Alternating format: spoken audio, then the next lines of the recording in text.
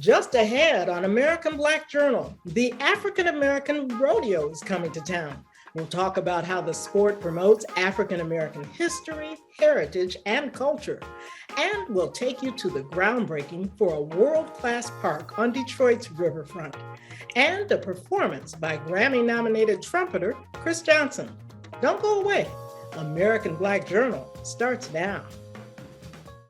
From Delta faucets to Behr paint, Masco Corporation is proud to deliver products that enhance the way consumers all over the world experience and enjoy their living spaces.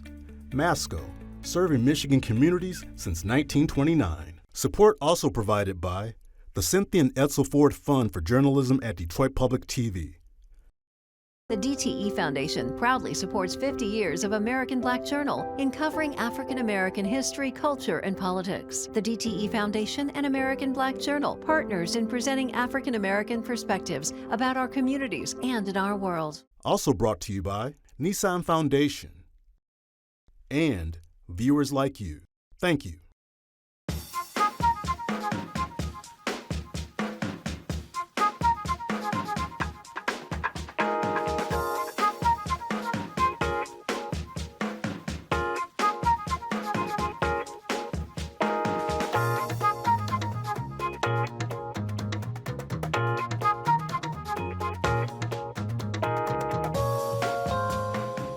Welcome to American Black Journal. I'm Trudy Gallant-Stokes, sitting in for Stephen Henderson. We're starting today's show with a part of Black history that's not often told. I'm talking about the story of African American cowboys and cowgirls.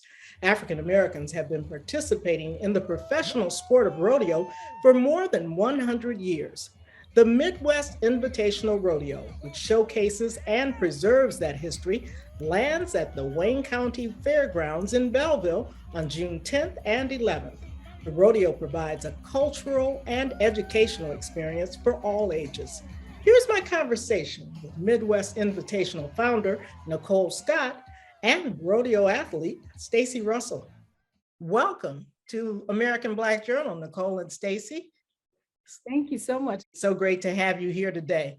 And Staci, I saw you writing. You are awesome. Talk about Black girl magic. That is incredible. So tell us how you got into rodeo. And I understand this was late in life, not until your late 20s? Absolutely. It was definitely late in life. I always wanted to learn how to ride a horse. And then someone from church actually introduced me to someone at the barn at Riverfront Park in Detroit, Michigan. And I started taking lessons from him, Keith Morrell, and the rest is history. I bought my first horse from him and I got started into the life of rodeo, and it has been an amazing journey. So still, most of us could not just launch in like that and be so good at it, but you were already an accomplished athlete. Yes, ma'am. So tell me about the other things that you were doing that kind of built up to this. So growing up, I played basketball and softball. I had an athletic scholarship to Tuskegee University for softball, in addition to an academic scholarship. As I got older, I realized that I could not really play basketball and softball forever, especially here in Michigan. Softball is seasonal. And when I found horses and the events that you can do and just continue to participate to whatever age, as long as you could lift up the saddle and get on a horse, you're good to go. Awesome. So I'm going to bring Nicole in and we're going to come back and get some more details about your specific writing, Staci. But Nicole, your family has been involved with this for many, many years. Tell me about your background. Yeah, so actually my family has started Bill Pickett Rodeo. We're going into our 39th year. I actually became involved with that, helping out my aunt and uncle, traveling with them, basically as a hobby. And just I saw something that I'd never seen before, and the bug, like Staci said, once that bug gets you, it's yeah, it's nothing like it. Awesome. So talk about, like you said, you've had a long history and you've been doing the Bill Pickett Invitational. So, I mean, we learned very little, in history in school about the Black cowboys, but just give us a brief kind of history and the names and people we need to know about. You know what? I'm glad you touched on that, because that's something that I definitely believe in. Being the mother of African American children, and also growing up in an area, predominantly white area. I went to private schools the majority of my life. So I moved to Denver. My family and I moved to Denver, and we went to a rodeo. And growing up, Black History Month wasn't anything that I was very excited about, because we only talked about Rosa Parks and Martin Luther King. Not that those aren't people that we should be proud of, and slavery. And so you don't know anything about it. You don't hear anything about it. So I went to Denver, and Denver, of all places, they celebrate Juneteenth. I had no idea what Juneteenth was. I celebrate the 4th of July. Also too, just moving in different areas, my African-American children need something, and I as well needed something to be proud about or proud of. And then you find out that the original cowboy looked like you, and then you realize that there was, the Lone Ranger may not have been, the person that is depicted on, when you see on TV. And then I think if we know more, we can do more, or if we see things, we can get excited about it. When kids see Staci, they're like, oh my God, a cowgirl. When they see her come off on that horse and she has on a cowgirl hat, and she's just, we have pictures of people and we see things, but when it's us, that gives us a sense of pride that we can do it too. So being with the rodeos, or going around to the different rodeos, the rodeo that we do is a little bit more, we focus on education. You'll see a reenactment of a Bass Reeves, you'll see a Stagecoach Mary, you'll see a Bill Pickett. So it's little subliminal messages that you're getting that you don't actually realize that we're educating you to, and then you see this competition, and it's so fast paced. People want to think that they're going to leave, and Staci will do something, and, it's seconds. It's not a minute. You're not going to leave out and come back in and catch her, no, if you blink, it's done. So we have the best athletes coming in, and just to know that these people that look like us, you can do that. You can be that. You can make a career out of it. This is what Staci does. She travels all over the country, and she doesn't just compete in rodeos that are African American. She has worked to the level, where she's able to compete in any rodeo. It's just not, women of color. It's any rodeo. She competes with the best of them. Absolutely. So I'm going to go back in a minute to a little bit more of that history, because we really need to know and learn those important names in history. But Staci, I was not even familiar with the what you do. So describe it. And then when I saw it, I thought, man, that is scary. I mean, you've got to have a lot of nerve and a lot of confidence to get out there and race around those barrels like you do. The speed that she goes, I mean, it's incredible. Yeah. So describe what it is that you do and what the goal is. So the event that I compete in is called barrel racing, and 3 barrels are set up, and you run in a cloverleaf pattern. So you go around each barrel. Fastest time wins. And that is definitely what everybody strives for, is to set the pace so that you can essentially earn money doing it. What I enjoy most about it would be, it's such an adrenaline rush. And like you said, you have to have a lot of confidence. You have to definitely have a positive mindset, stay confident in everything that you're doing, because the littlest of things can knock you off your game, and can mentally get in your head, just like any athlete. So I would definitely, I take my horse around to different schools. So I'm an educator by day, right? And I take my horse to different schools just to expose our kids to different sports, because they don't know. Tell us what your horse's name is. My horse's name is Reese's Cup, like the candy. So cute. He is super sweet. He is an old man now. He is 18 years old. Wow, that's pretty old in horse years. Yes, I've had him since he was 9, and he's my first and only horse. Wow. Yes. So obviously you don't just jump up and start doing that barrel race. You had to work your way into that. So first of all, like you said, you had to learn how to ride a horse. And then what were the steps that got you up to this point? And then when you were looking at these different activities, what made you pick that particular one? Well, initially, I wanted to learn how to just ride a horse. And the steps for that was just being consistent and taking lessons, and definitely saddle time. You have to ride consistently on an everyday basis just to get to a level where you are secure and confident and safe on a horse. Outside of that, when I started to move into the progression of trying to compete,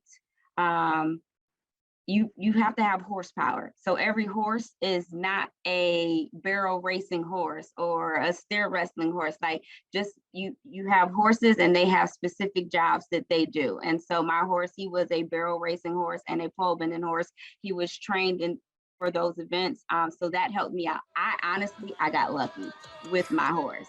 That is a crucial part in the partnership of becoming a great competitor. And I'm not going to say that I'm great. I'm good. There's Looks like you're pretty good. There's room for growth.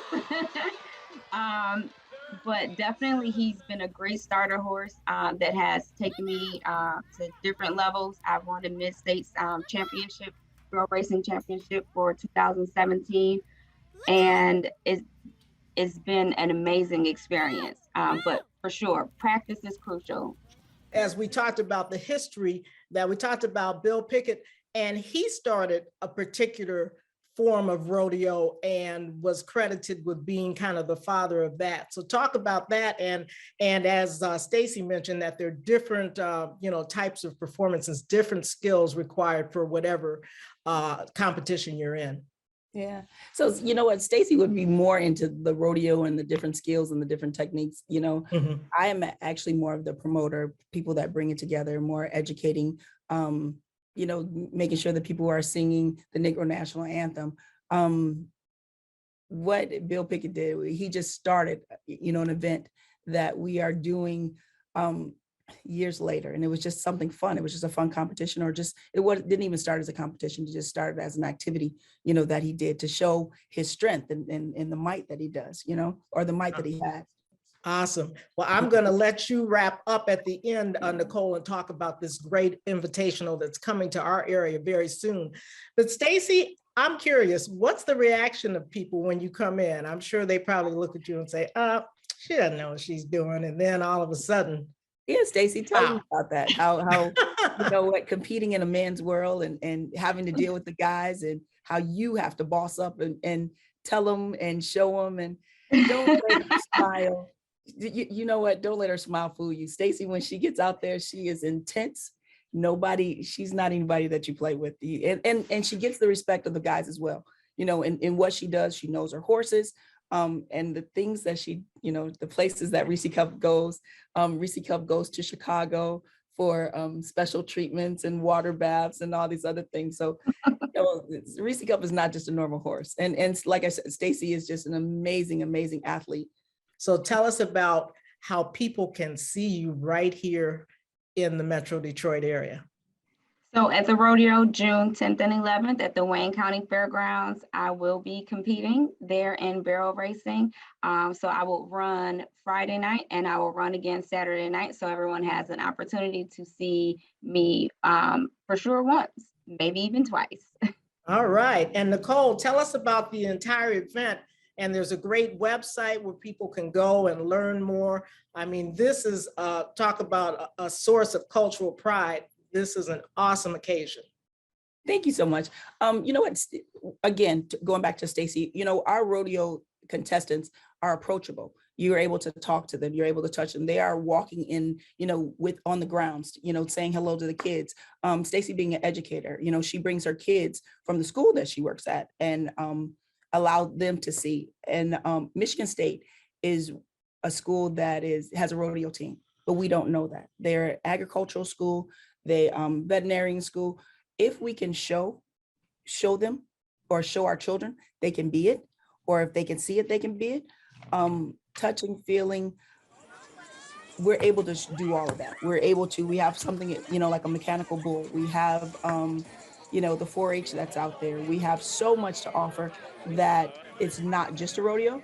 So we encourage people to get there early, because once that show starts at 7, it's nonstop. So we invite people to get there, probably about 4 or 5, and then they can fellowship and meet, wonderful people like Staci, and seeing her prepare and getting ready for, the events that she has coming.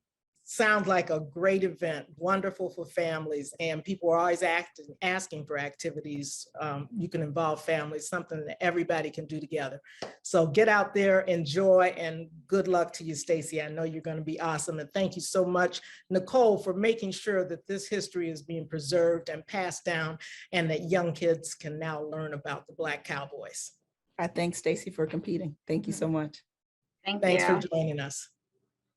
Work has begun on the new Ralph C. Wilson Jr. Centennial Park on Detroit's West Riverfront. The 22-acre park will feature a water garden, a sport house, play garden, and more, transforming the riverfront into a world-class public space. American Black Journal's AJ Walker was there for the groundbreaking, and she has details in this report. Everybody ready? Yeah. All right, here we go. 1, 2, 3. All right. It's another milestone for the city of Detroit and its beautiful river. The groundbreaking ceremony for the Ralph C. Wilson Jr. Centennial Park, formerly known as West Riverfront Park, now has a new name and epic new plans for development. When we say this park has something for everyone, it's because we actively worked to bring everyone to the table. In particular, we worked across the city with kids to develop the vision for a 4-acre play garden at Wilson Park. The Delta Dental Play Garden at the park was made possible largely due to Delta Dental and their large donation of $5 million. It will feature a 20-foot bear play structure that children can climb and other imaginative creatures. Margaret Trimmer, Vice President of Strategic Partnerships for Delta Dental, says that investment is part of their commitment to make Detroit even better by investing in its children. We've birthed something amazing, and we need to take incredible care of that which we've birthed. Our children first, our parks, our communities second. Trimmer also spoke about the importance of making parks spaces for everyone. If you don't believe the power of gathering diversity in a safe and comforting space, walk this community. Mayor Mike Duggan shares that vision and is proud to see the Detroit Riverwalk as a welcoming space for all people, near and far. Come down here on Saturday afternoon and see for yourself.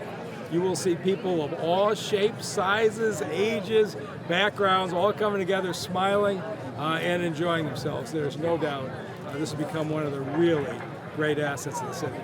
I grew up here. As a child, I never came down to the riverfront unless it was on Belle Isle because it was cement silos and abandoned factories. And that's the amazing thing that's happened. The riverfront has been given back to the people of the city of Detroit, and that's really a special thing.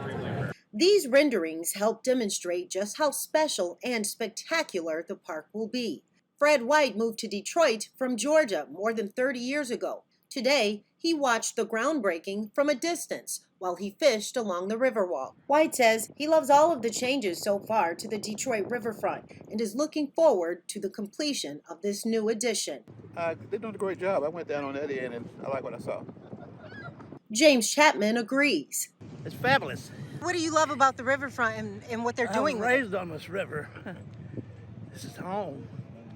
It's taken a lot of people, organizations, and companies like DTE and Delta Dental to make the Ralph C. Wilson Park the beautiful place it will become. David Egner of the Ralph C. Wilson Foundation, which helped make this possible, says it's been a long journey. This riverfront goes back to the vision of General Motors and Kresge Foundation and others to activate the river. Carl Levin, Senator Levin, was critical to this, was ahead of it even before that time. And all we did at the Wilson Foundation was jump on board after so much funding over the years. And in 2018, we committed $50 million to funding Ralph C. Wilson Jr. Centennial Park. Mary Wilson, wife of the late Ralph C. Wilson, is proud to see her husband's legacy and vision for Detroit carrying on. What would Ralph say right now? And he would say thank you to so many people that have made this happen. In total, Ralph C. Wilson Park will cost about $75 million. For all of the people rolling up their sleeves and putting together the resources to make it all possible, the groundbreaking is symbolic of what can be done when people come together. They spoke at events, hosted dinners at their homes, and went door to door and even traveled to parks throughout the country to learn more about public spaces, and we had some good times. This international jewel will be enjoyed by people from every corner of both peninsulas of the state of Michigan when they come here to have fun and to build memories, because that's what this is all about. We are happier, we are better connected, and again, I'll say it again, we are healthier because we are investing in spaces and opportunities like this one. We're going to leave you now with music from trumpeter and composer Kris Johnson from his appearance on Detroit Performs live from Marygrove. You can find out more about our guest at AmericanBlackJournal.org, and you can always connect with us on Facebook and Twitter. Take care, and we'll see you next time.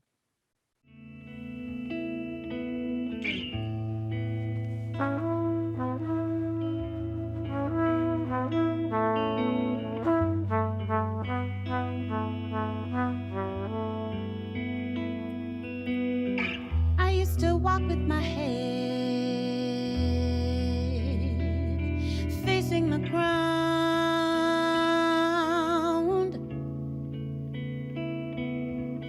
Oh, I was too scared to face all the frowns.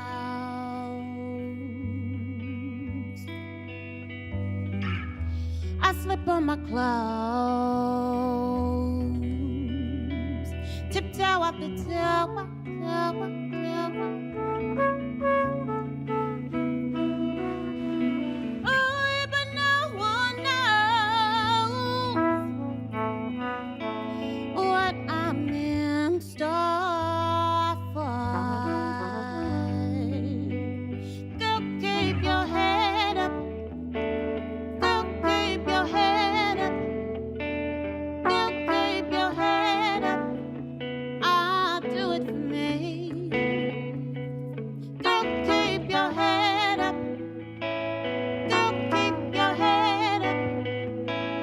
Go keep your head up. Do it for me. I reach the edge of the yard.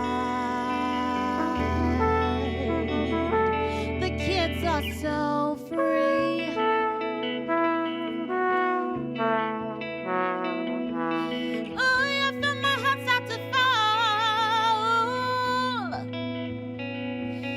Do they bully me?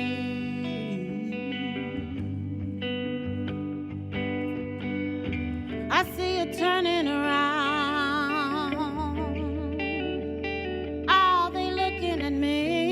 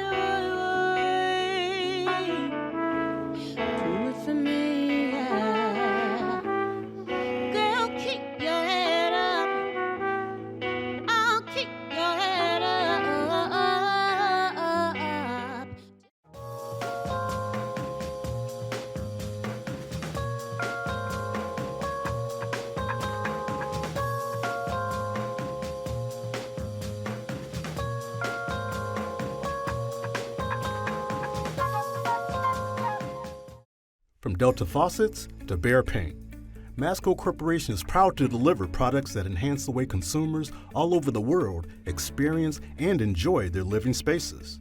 Masco, serving Michigan communities since 1929. Support also provided by the Cynthia and Edsel Ford Fund for Journalism at Detroit Public TV, The DTE Foundation proudly supports 50 years of American Black Journal in covering African American history, culture, and politics. The DTE Foundation and American Black Journal partners in presenting African American perspectives about our communities and in our world. Also brought to you by Nissan Foundation and viewers like you. Thank you.